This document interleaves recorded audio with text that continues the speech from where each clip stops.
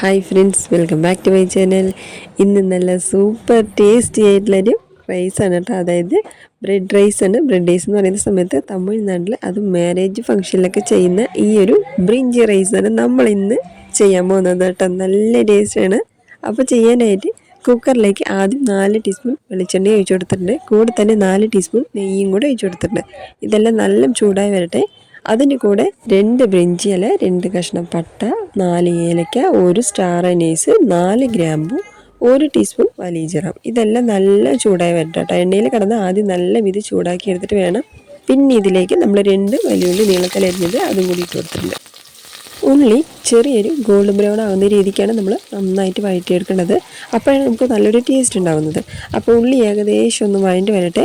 വഴണ്ടി വന്നതിന് ശേഷം ഇപ്പോൾ ചെറിയൊരു രീതിക്ക് കളർ ചേഞ്ച് ആയിട്ടുണ്ട്. ഇതിന് കൂടെ നമ്മൾ കാഷ്നട്ട് ഇട്ട് കൊടുത്തിട്ടുണ്ട് കേട്ടോ. അത് ഓപ്ഷനിലാണ്, നിങ്ങൾക്ക് വേണമെങ്കിൽ മാത്രം ചേർത്ത് കൊടുക്കാം.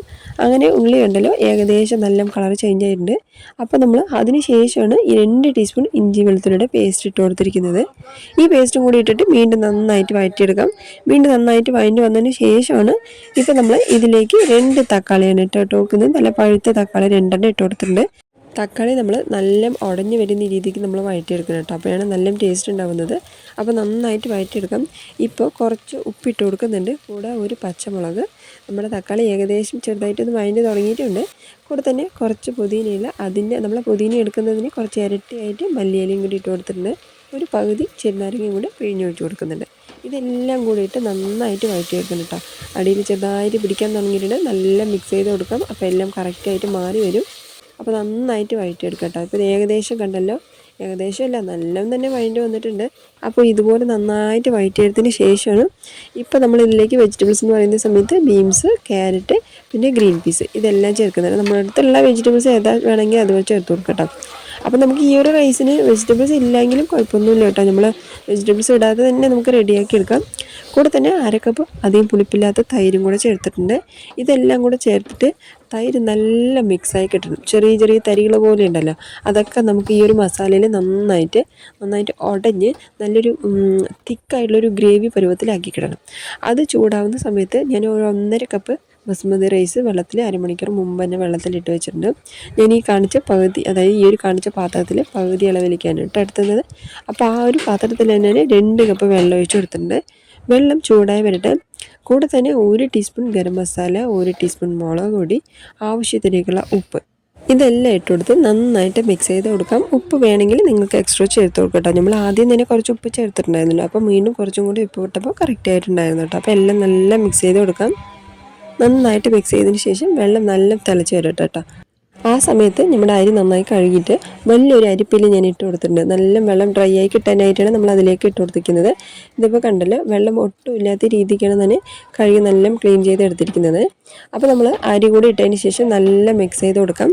വെള്ളം തിളച്ച് വന്നതിന് ശേഷമാണ് നമ്മൾ കുക്കർ മൂടി ഇട്ട് കൊടുക്കുന്നത് കേട്ടോ. കുക്കർ മൂടി ഇട്ടതിന് ശേഷം ഒരു വിസിൽ വിടുന്ന സമയത്ത് അപ്പോൾ കറക്റ്റ് ആയിട്ടുള്ളൊരു വേവായിരിക്കും. അപ്പം നമ്മുടെ വെള്ളം നല്ല തിളച്ച് വരട്ടെ. തിളച്ച് വന്നതിന് ശേഷം കുക്കർ മൂടി ഇട്ട് കൊടുക്കാം. അങ്ങനെ ഇതുപോലെയാണ് നല്ല വെട്ടി തിളയ്ക്കുന്ന രീതിക്ക് നല്ല തിളച്ചിട്ടുണ്ട്. ഈ സമയത്ത് നല്ല മിക്സ് ചെയ്ത് കൊടുത്തതിന് ശേഷം കുക്കർ മൂടി ഇട്ട് കൊടുത്തിട്ട് ഒരു വിസിൽ വിട്ടെടുക്കാം.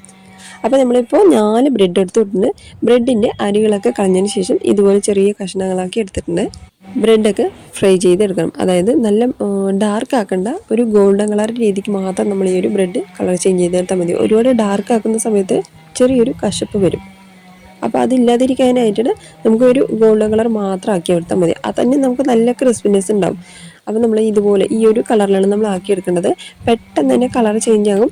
അതിന് നമ്മൾ സിമ്മിൽ തന്നെ വെച്ച് കൊടുത്താൽ മതി, പെട്ടെന്ന് കളർ ചേഞ്ച് ആകും. അപ്പോൾ ആദ്യം കളർ ചേഞ്ച് ചെയ്തൊക്കെ നമുക്ക് എണ്ണയിൽ നിന്ന് എടുത്ത് മാറ്റിയേക്കാം. അപ്പോൾ ഈ ഒരു രീതിക്കാണ് നമ്മൾ ആക്കിയെടുക്കേണ്ടത് കേട്ടോ. അങ്ങനെയെല്ലാം നമ്മൾ എണ്ണയിൽ നിന്ന് എടുത്ത് മാറ്റിയാണ്. അങ്ങനെ ഇതുപോലെ നമുക്ക് എത്ര ബ്രെഡ് വേണ്ടത് അതിനാവശ്യത്തിന് പോലെ എല്ലാം ഫ്രൈ ചെയ്തെടുക്കാം. അപ്പോൾ നമ്മുടെ റൈസും ഇവിടെ റെഡി ആയിട്ടുണ്ട്. കണ്ടല്ലോ, നല്ല പെർഫെക്റ്റ് ആയിട്ട് തന്നെ റെഡി ആയിട്ട് വന്നിട്ടുണ്ട്. ആദ്യം നമ്മൾ തുറക്കുന്ന സമയത്ത് ചെറുതായിട്ട് കുഴഞ്ഞ പോലെ തോന്നും. പക്ഷേ ചൂടാറുന്ന സമയത്ത് കറക്റ്റ് ആയിട്ടുള്ളൊരു വേവായിരിക്കും. കണ്ടല്ലോ, ഒന്നും കുഴയാതെ ഒന്നും ഒട്ടാതെ നല്ല പെർഫെക്റ്റ് ആയിട്ടുള്ള റൈസാണ് നമ്മൾ റെഡിയാക്കി എടുത്തിരിക്കുന്നത്. എല്ലാം കറക്റ്റായിട്ട് വെന്തിട്ടുണ്ട്. കണ്ടല്ലോ, നല്ല സോഫ്റ്റ് ആയിട്ട് റെഡി ആയിട്ടുണ്ട്. അപ്പോൾ നമ്മൾ ഫ്രൈ ചെയ്ത് വെച്ചിട്ടുണ്ടെങ്കിൽ ബ്രെഡ് ഉണ്ടല്ലോ, അത് നമ്മൾ ഇതിലേക്ക് ഇട്ടിട്ട് നന്നായിട്ട് മിക്സ് ചെയ്ത് കൊടുക്കാം. ഒരുപാട് നേരം മിക്സ് ചെയ്യാൻ വെക്കേണ്ട. മിക്സ് ചെയ്യുന്ന സമയത്ത് നമ്മുടെ റൈസൊക്കെ ഉടഞ്ഞു പോകും. അപ്പം അതൊക്കെ നന്നായി ശ്രദ്ധിച്ച് വേണം നമ്മൾ മിക്സ് ചെയ്ത് കൊടുക്കാൻ. ബ്രെഡ് എന്തായാലും ഉടഞ്ഞു പോവില്ല, പക്ഷേ റൈസാണ് ഉടഞ്ഞു പോകുന്നത്. അപ്പോൾ അത് ശ്രദ്ധിച്ചിട്ട് ഇതുപോലെ മിക്സ് ചെയ്ത് കൊടുത്താൽ നല്ല അടിപൊളിയായിട്ട് നല്ല പെർഫെക്റ്റ് ആയിട്ടുള്ള നമ്മുടെ ബ്രിഞ്ചി റൈസ് റെഡിയാണ്. കണ്ടല്ലോ, നല്ല സൂപ്പർ ടേസ്റ്റി ആയിട്ടുള്ള റൈസാണ്. ഉറപ്പായിട്ടും ഇനി ലഞ്ച് ബോക്സിലേക്ക് ഇതുപോലെ റൈസൊക്കെ നമ്മൾ സ്കൂളിലേക്ക് കൊടുത്തുവിടുകയാണെങ്കിൽ എത്ര വേണമെങ്കിലും കുട്ടികൾ കഴിച്ചു പോകും.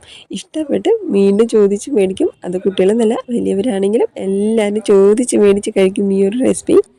അപ്പോൾ ഇനി ബിരിയാണി വെക്കണം തോന്നിയാൽ ഇനി ഇതുപോലെ ഒരു ബിരിയാണി ട്രൈ ചെയ്ത് നോക്കാട്ടോ. നല്ല ടേസ്റ്റാണ്. കഴിക്കുന്ന സമയത്ത് നമ്മുടെ റൈസിനും ഈ ഒരു ബ്രെഡിൻ്റെ ആ ഒരു മണം ഉണ്ടല്ലോ, അതൊക്കെ നമുക്ക് ഈ റൈസിൽ ഇറങ്ങിയിട്ട് ശരിക്കും ഒരു വെറൈറ്റി ആയിട്ടുള്ളൊരു ടേസ്റ്റ് ആയിരുന്നു കേട്ടോ. ഇതിപ്പോൾ നമ്മൾ എടുക്കുന്ന സമയത്ത് ചെറുതായിട്ട് എണ്ണ ഉണ്ടാവും, പക്ഷെ അത് നല്ല ടേസ്റ്റാണ് കേട്ടോ. ഈ ബ്രെഡിൽ മാത്രമേ എണ്ണ ഉണ്ടാവും, റൈസിൽ അധികം നമുക്ക് എണ്ണ ഉണ്ടാവില്ലല്ലോ. നമ്മൾ ജസ്റ്റ് ഒരു 4-5 ടീസ്പൂൺ മാത്രമാണല്ലോ നമ്മൾ ചേർത്തത്. അപ്പോൾ ഇതുപോലെ ആ ഒരു സോഫ്റ്റും ചെറിയൊരു ക്രിസ്പിനെസ്സും ചൂടോടുകൂടെ കഴിക്കുമ്പോഴാണ് ആ ചെറിയൊരു ക്രിസ്പിനെസ് ഉണ്ടാകുന്നത്. ചൂടാറി കഴിഞ്ഞാൽ നല്ല സോഫ്റ്റ് ആയിട്ട് ഉണ്ടാകും. എങ്ങനെയാണെങ്കിലും അടിപൊളി വെറൈറ്റി ആയിട്ടുള്ള റെസിപ്പിയാണ്. ഉറപ്പായിട്ട് ട്രൈ ചെയ്ത് നോക്കുക. ലൈക്ക് ചെയ്യുക, സബ്സ്ക്രൈബ് ചെയ്യുക, കമൻറ്റ് ചെയ്യുക.